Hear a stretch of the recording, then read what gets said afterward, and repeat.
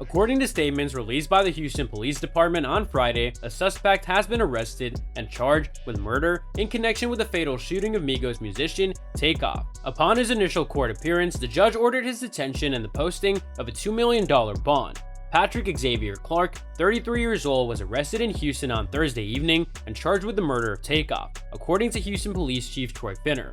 Takeoff, whose real name was Kirshnik Kari Ball, was fatally shot around 2:30 a.m. on November 1st in the downtown area of Houston, according to the authorities. He was 28. As a result of the judge's conclusion that Clark presented a threat to flee, the amount of his bond was increased to $2 million during his appearance in court late on Friday night. The judge has stated that he'll be placed under house arrest for the entirety of each and every day if he's able to post bond. Prosecutors stated that Clark posed a significant flight risk in order to justify the request for a bond of $2 million. They pointed out that Clark had purchased plane tickets to Mexico 2 days before his detention and had applied for a passport in a hurry. The defense contended that Clark, who's now enrolled in college, posed a low risk to the community and stated that this was his first criminal arrest. After attending a private event at 810 Billiards and Bowling, Takeoff was shot and killed outside of the establishment 1 month prior to the arrest. According to the police, a male, aged 23, and a woman, aged 24, both sustained injuries that were not considered to be life-threatening as a result of the gunshot. Police said at the time that an argument between some of the party guests led to multiple unknown males firing pistols at each other. There was a lucrative dice game during the event, followed by an argument outside the venue. Houston Police Sergeant Michael Burrows said during the briefing, "I can tell you that Takeoff was not involved in playing the dice game. He was not involved in the argument that happened outside. He was not armed," Burrows said.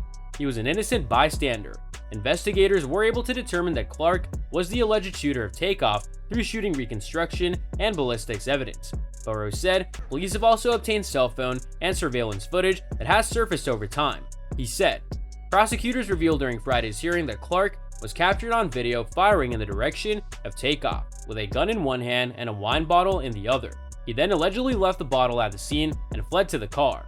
Investigators were able to identify Clark through fingerprints left on the wine bottle and license plate information on the car, prosecutors said.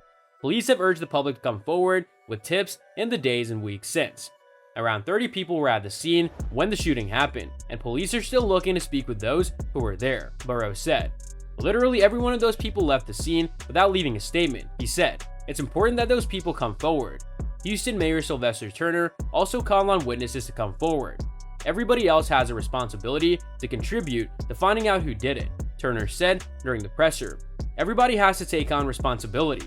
Amid the investigation into the shooting, a man was recently charged with 2 counts of felon in possession of a weapon for allegedly having a gun at the time Takeoff was initially shot, police said. Prosecutors had said during a hearing on Wednesday that the 22-year-old suspect is not believed to have fired a weapon during Takeoff's shooting, the Associated Press reported. Takeoff was part of the Grammy-nominated hip-hop trio Migos, which formed in 2008 in suburban Atlanta and gained mainstream recognition and rose to stardom in 2013 with their song Versace. Takeoff's uncle Quavo, who was present when the shooting took place but unharmed, and his cousin Offset were also part of the trio.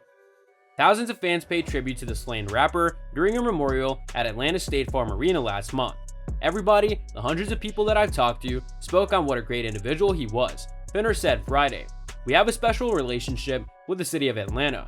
I want to make sure that stays intact.